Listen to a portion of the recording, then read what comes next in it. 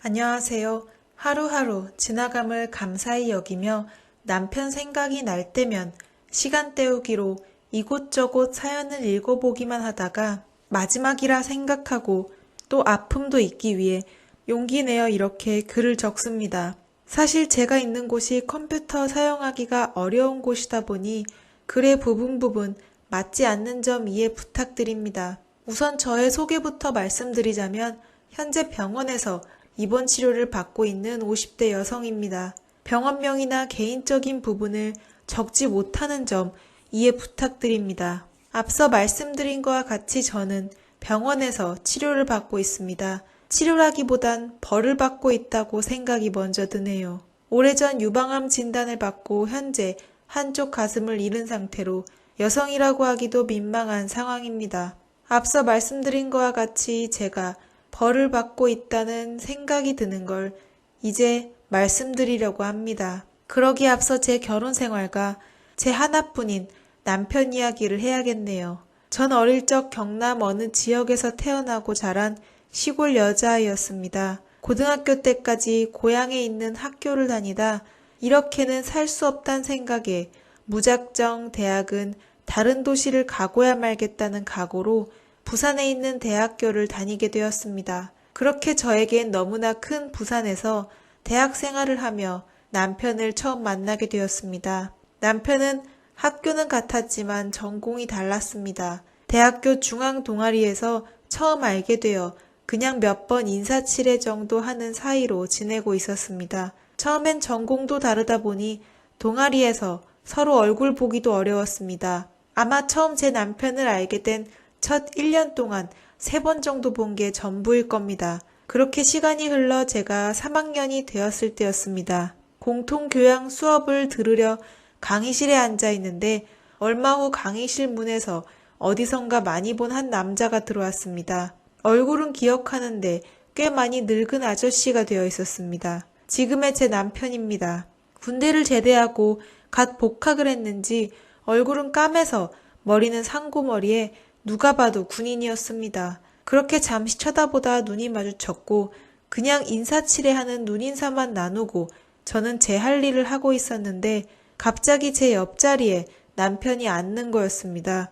남편은 정말 군대를 다녀온 아저씨가 다 되었는지 능글맞게 저를 아는 척을 하기 시작했습니다. 처음엔 중앙동아리에서 자신을 보지 않았냐는 둥 누가 보면 어제까지 알고 지낸 사이처럼 저에게 이야기를 했습니다. 저 역시 A상 제대했냐, 언제 복학했냐는 무의미한 질문만 하며 이 시간이 지나가길 희망하고 있었습니다. 하지만 제 바람은 수업 당일날 물거품이 되었습니다. 교양 수업이 각 조를 만들어 과제를 제출하는 방식이었는데 하필 제 옆에 앉는 바람에 같은 조가 되고 말았습니다. 그렇게 저와 제 남편 그리고 추가로 여자 둘 남자 둘 총 6명이서 한 조가 되어 주제를 정하고 발표를 하는 상황이 되었습니다. 같은 조가 된 그날 조장을 정하자고 하는데 전부 군대 다녀온 어른이 조장이 되는 게 맞다며 남편이 저희 조의 조장이 되었습니다. 또 그걸 좋다고 넙죽받고 조장이 된 기념으로 자기가 밥을 산다고 하는 모습을 보고 있자니 참으로 한심스러웠습니다. 그렇게 수업이 끝나고 짐을 싸고 나가려는데 이 남자는 진심이었는지 밥 먹으러 어디로 갈지 고민을 하며 논의를 하자 했습니다. 새내기 1학년들이야 밥 사준다면 좋아서 따라가지만 저는 거길 같이 가기 싫었습니다. 하지만 학점이 뭔지 억지로 따라가서 알지 못하는 5명과 밥을 먹어야 했습니다. 정말 밥을 사준다고 했는데 모든 비용을 지불할 줄은 몰랐습니다. 밥자리가 끝나니 자연스레 술자리로 이어져서 모르는 5명과 이런저런 이야기를 많이 나눴습니다. 그렇게 서로 이야기를 나누며 그 남자에 대해 조금씩 알게 되었죠. 남편은 원래 서울 사람이었습니다. 서울에서 부산으로 유학 갔다며 학교 근처 비싸다고 소문난 건물에 자취한다는 것과 자기 차량이 있다는 걸 알게 되었습니다. 제가 보았을 땐 집은 부유한데 아직 철이 안 들어 보였습니다. 그날 이후 저를 포함 우리 그룹들은 자주 만남을 가지게 되었고 그래도 1학년 때 조금 알던 사이라서 그런지 더욱 빨리 친하게 지내게 되었습니다. 아마 나이도 동갑이라 그런지 다른 후배 애들보단 공감 가는 게 많았던 것 같습니다. 그러다 보니 남들보다 저와 남편은 더욱더 붙어있는 시간이 많아졌고 그룹과 만나는 자리 외에 따로 만나 밥을 먹거나 만나는 시간이 많아졌습니다. 시간이 지나 마지막 강의 날이 되었고 남편은 고생했다며 또 자기가 쏘겠다며 술자리를 만드는 것입니다. 저 역시 그때쯤엔 그 남자가 가는 곳엔 나도 자연스럽게 따라가는 일이 많다 보니 당연시 술자리를 참석하게 되었습니다. 모두들 고생했다며 술잔을 기울이는데 같이 조를 하던 후배들이 저와 제 남편의 사이를 추궁하기 시작했습니다. 서로 사귀는 거 아니냐, 이미 사귀고 있는 거 아니냐며 저와 남편에게 진실게임 등으로 물어보았고 그때 남편은 모두 있는 자리에서 사실 저를 좋아하는데 아직 말 못했다며 폭탄 발언을 했습니다. 저는 당황했지만 모두들 축하해주는 분위기로 몰고 가다 보니 그때 남편이 제게 사귀자고 고백을 하였고 저 역시 얼떨결에 승낙을 하게 되어 사귀게 되었습니다. 지금 생각해보면 그때 승낙을 하지 않았더라면 어땠을까 하고 저만의 상상을 하곤 합니다. 그렇게 연인이 되어 저희는 더욱더 붙어 다니게 되었습니다. 전공이 다르다 보니 같은 수업을 들을 순 없지만 오후부터는 거의 매일 붙어 살다시피 하였습니다. 앞서 말씀드린 제 남편이 학교 앞 건물에서 자취하다 보니 저 역시 자연스레 함께하는 시간이 많아졌고 미래를 약속하는 사이까지 발전하게 되었습니다.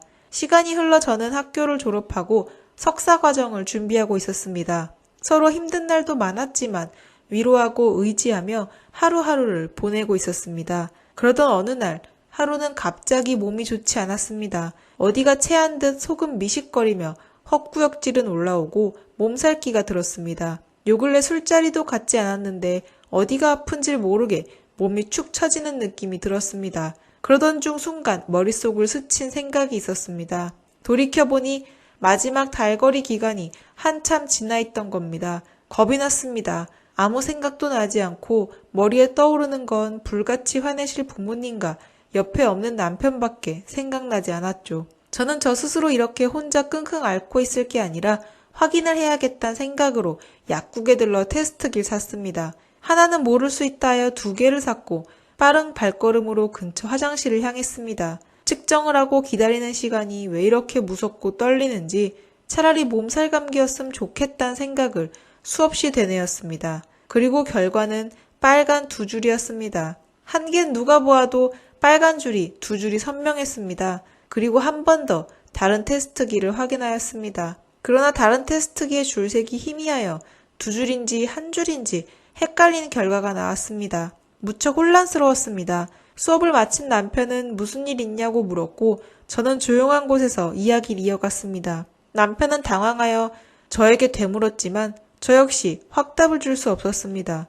왜냐면 하나는 확실한데 또 다른 하나는 불분명하여 저 역시 혼란스럽다 했습니다. 그렇게 몇 번의 침묵 속에 남편은 제 손을 잡고 일어나며 가자고 한마디 했습니다. 저는 어리둥절한 표정으로 어딜 가냐고 물으니 남편은 확실히 확인하러 병원에 가자 했습니다. 처음엔 싫다고 안 간다고 했지만 그때 남편은 저에게 임신이 되어도 아니어도 내가 책임질 테니 같이 가자 했습니다. 남편의 확고한 말투에 저는 산부인과를 가게 되었습니다. 처음 병원을 들어갔을 때 저와 남편보다 어린 사람은 보이지 않아 조금은 창피하기도 했습니다. 그렇게 선생님과 면담 후 다시 한번 검사를 했고 임신이란 결과를 확인받을 수 있었습니다. 임신 초기이다 보니 테스트기에서 간혹가다 줄이 보일 듯 안 보일 수도 있다고 했습니다.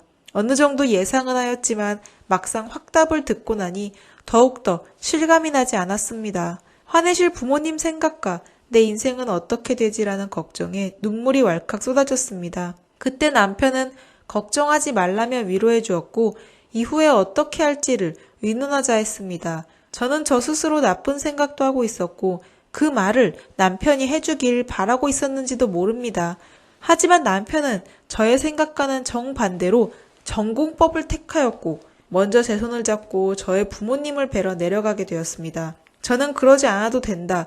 우리 아빠 많이 무섭다며 말렸지만 맞아 죽더라도 허락받을 자신이 있다며 저를 안심시켜 주었습니다. 그렇게 처음 남편은 저희 부모님을 대면하게 되었고 보자마자 무릎을 꿇은 제 남편을 보시곤 어머니 직감을 하신 듯 우시고 아버지는 한숨만 쉬었습니다. 그래도 남자답게 책임지기 위해 찾아온 걸 기특하게 여기셨는지 저녁은 먹고 가라며 어머니는 상다리가 휘어지게 음식을 준비해 주셨고 아버지는 제 남편의 살아온 이야기 등을 들으시며 제 남편과 처음으로 술자리를 가지게 되었습니다. 아버지께선 그래도 미운 마음이 남아있는지 그날 남편은 술에 취해 완전히 뻗어버렸습니다. 다음날 해장국을 준비해 주시던 어머니 때문에 그래도 한 곱이 넘겼다고 생각했습니다. 하지만 문제는 남편 쪽 부모님이었습니다. 서울에 살며 어느 정도 부유한 걸 알고는 있었지만 드라마에서나 볼 법한 큰 대문에 넓은 마당이 있는 집에 살고 있었습니다.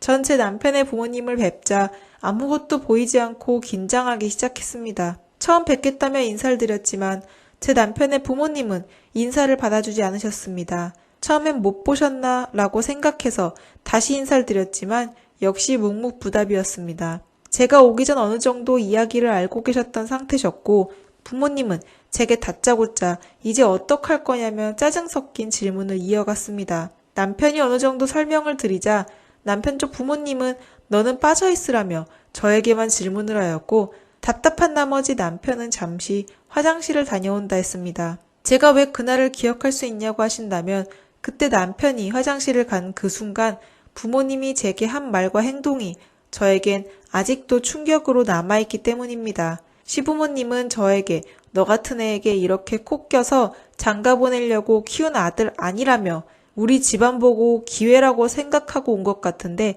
착각하지 말라고 하셨습니다. 그리고는 그 아이가 정말 우리 아들 아이가 맞는지도 모르는 상태에서 뭘 믿고 여길 찾아왔냐고 하셨습니다. 전 너무 황당하고 화도 났지만 그때 그 나이에 이렇게 찾아온 제가 잘한 거 없다 생각하니 아무 말도 할 수 없었습니다. 전 그저 하염없이 눈물만 흘리고 있었고 화장실을 다녀온 남편은 울고 있는 저를 보고 깜짝 놀라 무슨 일이냐며 물었지만 전 아무 말도 하지 않았습니다. 남편은 어느 정도 분위기를 파악하였는지 어떻게든 결혼해서 잘 살 테니 그렇게 알라고 한 후 제 손을 잡고 집을 나왔습니다. 울고 있는 저를 보고 어쩔 줄 몰라 하며 말없이 안아주었던 남편이 그때 그렇게 듬직할 수 없었습니다. 그 후 남편은 며칠간 집에 가서 결혼을 설득하고 오겠다며 떠났었고 저는 그때 처음 뵙던 그 상황이 너무나 큰 충격으로 혼자 밤에는 잠도 자지 못했습니다. 시간 날 때마다 남편에게 전화해서 안부를 물어보면 여전히 다운된 목소리에 저 역시 힘이 빠지곤 했습니다. 그렇게 하루하루 스트레스로 힘들어하는 어느 날 제 몸이 이상하단 걸 느꼈습니다.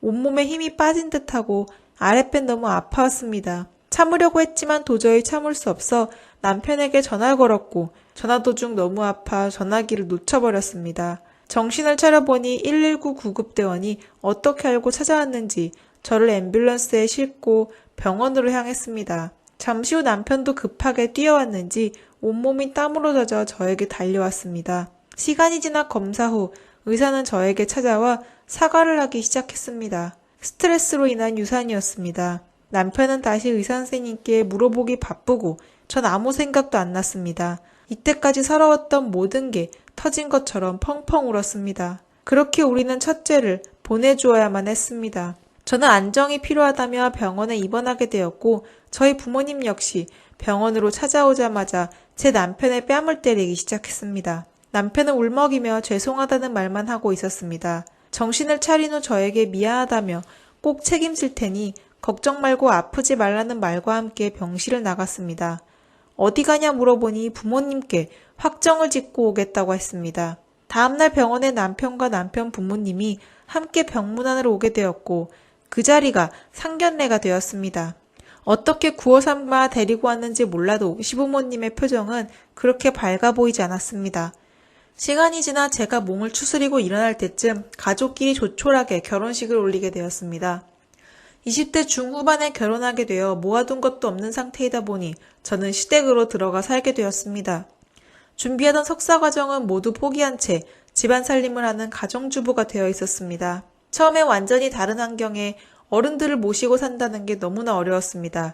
그도 그럴 것이 시어머니는 저를 사람 취급하지 않았습니다. 인사를 해도 받아주지도 않고 제가 옆에 있어도 주방 이모에게 자기 마실 커피만 시키는 둥 저는 그냥 이 집의 불청객이었습니다. 그러나 저는 바보처럼 참고 또 참으면서 이 집 식구가 되기 위해 노력했습니다. 하지만 모든 것이 절 도와주지 않는다고 생각하게 되었습니다. 하늘에서 별도 따다 줄 것 같은 남편은 결혼 후 끝이 난 것 마냥 저에게 더 이상 관심을 주지 않았습니다. 시부모님과 갈등이 있을 때면 섭섭한 마음에 남편에게 달려가 투정도 부리고 위로도 받아야 하지만 돌아온 대답은 제가 더 잘해보란 소리뿐이었습니다. 그래도 처음엔 신혼부부처럼 서로 티격대며 맞춰갔지만 시간이 흐를수록 상황은 더 안 좋아질 뿐이었습니다. 여기에 더해 저와 남편이 아무리 노력을 해도 아이가 생기지 않았습니다. 좋은 약이란 약은 모두 먹어보고 심지어 인공수정까지 시도했습니다. 하지만 결과는 허망했습니다. 그렇게 몇 년의 시간이 흐를수록 남편은 더욱더 저와 멀어져만 갔습니다. 시부모님과 함께 있는 감옥 같은 이 집에서 남편 하나 기다리는 제 마음을 아는지 모르는지 허구한 날 술에 취해 들어오기 일쑤였고 남편 친구들의 자식 자랑 이야기를 듣고 오는 날이면 인사불성으로 술에 취해 심지어 자기를 자책하며 망치고 있었습니다. 낮에는 어디서 뭘 하고 돌아오는지 매일 맞지도 않는 로또를 몇십 장씩 사가지곤 숫자가 맞니 안 맞니 하며 허송세월만 보내게 되었습니다. 그러던 어느 날 일이 터지고 말았습니다. 여느 때와 같이 식사 자리에서 2세 계획 이야기가 메인 주제였고 저는 밥을 입으로 먹는지 코로 먹는지 모르는 죄송함에 고개를 숙이며 죄인처럼 밥을 먹고 있었습니다. 그 순간 남편이 그만하시라며 어머님께 소리를 지르는 겁니다. 같이 살아온 몇 년간 그렇게 불같이 화내는 모습을 본 적이 없던 저는 그저 멍하니 놀라다 정신을 차려보니 남편을 말리고 있었습니다. 그 순간 어머니는 하지 말아야 할 소리를 하셨습니다. 어머니는 저를 보며 집안에 계집애 하나 잘못 들어와서 이게 무슨 일이냐며 우리 착한 아들이 여자 하나 잘못 만나 어미에게 소리를 지른다며 처음부터 누구인지도 모르는 애 임신했다고 덜컥 결혼시킨 걸 후회한다는 말을 하셨습니다. 그 이야기를 들은 저는 참아왔던 무언가가 폭발하는 느낌이 들었습니다. 처음 인사를 하러 왔을 때부터 지금까지 시어머님 변한 게 없었습니다. 저는 어머니께 제가 뭘 그렇게 잘못했냐고 따졌습니다.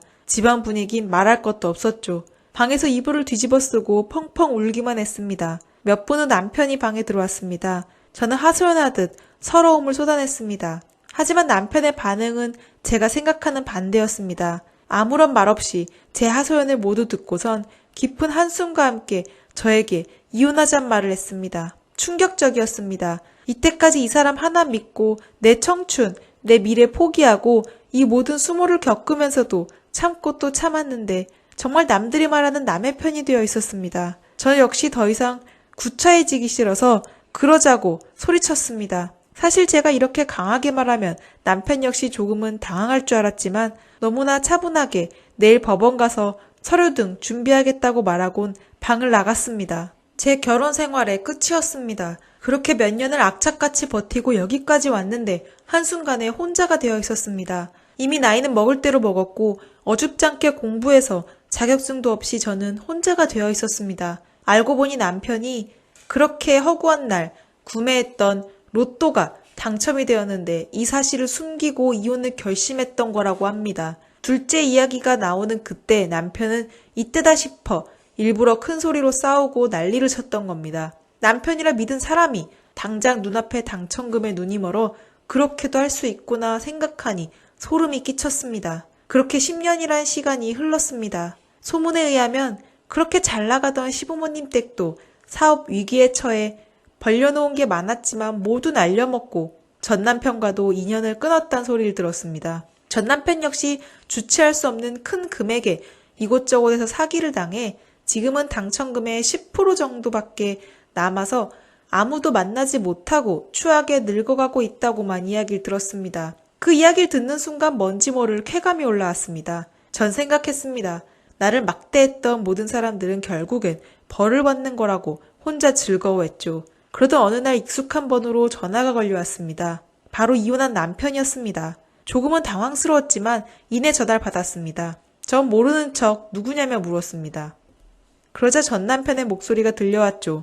잘 지내냔 말 한마디 후 아무 말이 없었습니다. 저는 왜 전화했냐며 또 날 힘들게 할 무언가가 생겼냐며 공격적으로 이야기했습니다. 그런데 전 남편은 보고 싶다는 말을 했습니다. 당당하게 전화를 받던 저는 어디로 가고 금세 눈물이 흘렀습니다. 이때까지의 서러움이 다시 생각났는지 하염없이 눈물만 흘렸죠. 전 남편은 시간 있을 때 다시 한번 볼 수 있냔 말을 했고 잠시 갈등하던 전 크게 달라질 게 있냐는 생각에 그냥 승낙을 했습니다. 그리고 며칠 후 전 남편을 만났고 전 남편은 고개를 숙이며 사과했습니다. 이미 10년이나 더 지난 일을 왜 하냐고 물었지만 그저 미안하다는 말뿐 어떠한 변명도 하지 않았습니다. 그리고 전 남편은 저에게 다시 합치자는 이야기를 조심스레 꺼냈습니다. 처음엔 미친 거 아니냐고 내가 만만하냐고 소리를 질렀지만 남편은 지금까지의 잘못을 용서받기 위해서라도 다시 합치잔 말이었습니다. 전 그 순간 어디서 그런 나쁜 생각이 들었는지 몰라도 참으로 멍청한 결정을 내렸습니다. 다시 합치고 나서 저 스스로 복수하기 위해 얼마 남지 않은 남편의 재산을 모두 탕진하고 비참하게 다시 이혼해야겠다는 생각이 들었습니다. 다시 한번 생각해도 참으로 악랄하고 비상식적인 생각이었습니다. 하지만 왜 그때는 미처 생각하지 못했는지 지금 후회하고 있습니다. 아마 날 이렇게 만든 것에 대한 복수심 때문이었던 것 같습니다.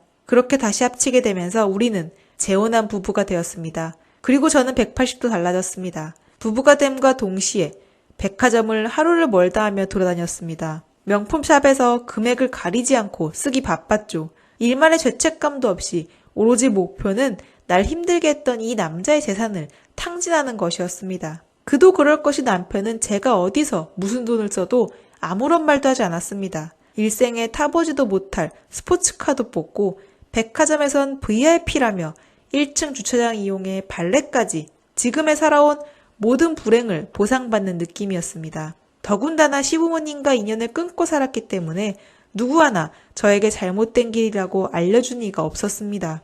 오히려 제 주위로 저의 씀씀이에 콩고물이라도 떨어질 게 있나 하는 날파리들만 주위를 맴돌았습니다. 하루는 정말 아무 말도 하지 않은 남편에게 더 속을 긁기 위해 오늘 백화점 신상품 나오는 날이라 많이 쓰고 올지 모른다고 성질을 건드렸지만 남편은 그저 고개만 끄덕였습니다. 조금 마음에 걸리는 게 있다면 그 이야기를 하던 중 남편의 얼굴을 보게 되었는데 어디 가서 피죽도 못 먹은 사람처럼 어두운 얼굴로 힘이 없어 보였죠. 하지만 내가 상관할 바 아니란 생각으로 저는 돈 쓰기 바빴습니다. 그렇게 하루하루 스스로 복수하는 삶을 살고 있을 때였습니다. 그날도 어김없이 아침에 일어나 백화점에 가려고 준비를 하고 있었습니다. 다른 방에서 자고 있는 남편에게 쓰고 있는 카드 한도를 올려달라고 말하려 방으로 들어갔습니다. 그런데 남편은 대답이 없었습니다. 이상하게 그날따라 남편이 잠을 자고 있는 것 같지 않다는 생각이 들어 다시 한번 불러보았지만 소용이 없었습니다. 얼굴은 어두운 잿빛에 손과 발은 피가 통하지 않는 듯 창백했습니다. 저는 장난치지 말라며 남편을 흔들었지만 축 처진 남편의 팔을 보고 실감했습니다. 이렇게 갑자기 세상을 떠난 남편의 마지막 가는 길도 보지 못했습니다. 전 멍하기도 하고 먹먹하기도 했죠. 이후 남편을 정말 보내려고 유품을 정리하는데 유언장 같은 편지가 한 장 보였습니다. 그이가 죽기 전 마지막 저에게 쓴 편지였습니다. 거기엔 이렇게 쓰여 있었습니다. 항상 미안한 마지막까지 사랑하는 내 사람. 아마 이 편지를 읽게 된다면 난 이 세상에 더 이상 당신을 마주볼 수 없는 사람일 것 같소. 대학교 시절 너무도 당당하고 사랑스럽던 당신이 요즘 들어 더욱 생각이 납니다. 나 때문에 많이 힘들었던 모든 것 다 잊고 내가 없어도 행복하길 바라오. 당신과 이혼 후 내 삶은 사람 사는 삶이 아니었소. 매일 술에 빠져 살다 보니 몇 년 전 내 몸에 암이란 게 생겼다고 들었소. 의사 말로는 이 편지를 쓰고 있는 것처럼 얼마 남지 않았다고 했는데 그 순간 당신이 너무도 보고 싶어 용기 내어 전화를 걸었고 다행히 당신이 전화를 받아주어 이렇게 편지도 쓰고 있는 듯 하구려. 사실 당신도 알다시피 우리 부모님이 당신에게 한 행동은 무엇으로도 용서받지 못하기에 먼저 내가 인연을 끊고 살았소. 그러다 어디서 들었는지 내가 몸이 안 좋단 소리를 듣고선 보험금에 관해 이야기를 하더이다. 그 이야기에 나 역시 부모의 연은 여기까지인 듯 싶었고 당신에게 내 마지막 선물을 주고 싶어 이렇게 다시 만나게 된 것 같소. 내 보험금은 모두 당신에게 돌려놨으니 부족하더라도 내 마지막 사과의 선물이라 생각하고 받아주시오. 그동안 미안했고 고마웠고 사랑했소. 못난 남편이. 전 이 편지를 읽으면서 누가 저에게 장난을 치는 줄 알았습니다. 내용처럼 저와 헤어진 후 감당하지도 못할 큰돈에 흥청망청 술을 퍼마시다 이곳저곳에서 사기를 당하다 보니 몸과 마음은 이미 썩을 대로 썩어 있었습니다. 결국 하루는 몸이 좋지 않다 느낀 남편은 병원을 찾아가 검사를 하고 보니 췌장암에 걸리게 되었고 살 날이 얼마 남지 않은 자신에게 생명보험금과 그마저 남은 재산만 생각하는 부모에게 충격을 먹었던 겁니다. 그리곤 그 모든 보험금과 재산을 마지막에 다시 한번 떠오른 절 위에 재혼을 요청한 것이었습니다. 전 바보였습니다. 옛날의 섭섭함에 정말로 저를 사랑해주는 사람을 눈앞에 두고도 알아보지 못했기 때문입니다. 그날의 충격 때문인지 저 역시 가슴 쪽에 종기가 발견되고 암으로 전이되어 힘든 수술을 거치고 지금은 회복 중에 있습니다. 처음 생각한 복수를 하겠단 그 마음이 틀렸습니다. 앞서 제가 말한 나쁜 짓을 하면 벌을 받는다는 그 말이 저를 두고 하는 것이었습니다. 전 누가 보면 참으로 파란만장한 삶을 살았습니다. 드라마에서나 볼 법한 그런 못된 시부모님을 모시고 이혼해 이젠 저까지 병원에서 지내고 있습니다. 제가 살아온 모든 삶을 비관하고 싶진 않습니다. 다만 행복할 수 있었던 제2의 결혼 생활을 저의 복수심이라는 하찮은 마음 때문에 좋지 않은 결말이 된 것이 너무도 후회할 뿐입니다. 여러분들도 저처럼 아프고 나서 후회하란 말은 못하겠습니다. 다만 정말 자신 앞에 자신을 사랑해주고 또한 자신을 사랑할 줄 아는 그런 사람이 되어 저처럼 후회하지 않는 삶을 살았으면 좋겠습니다.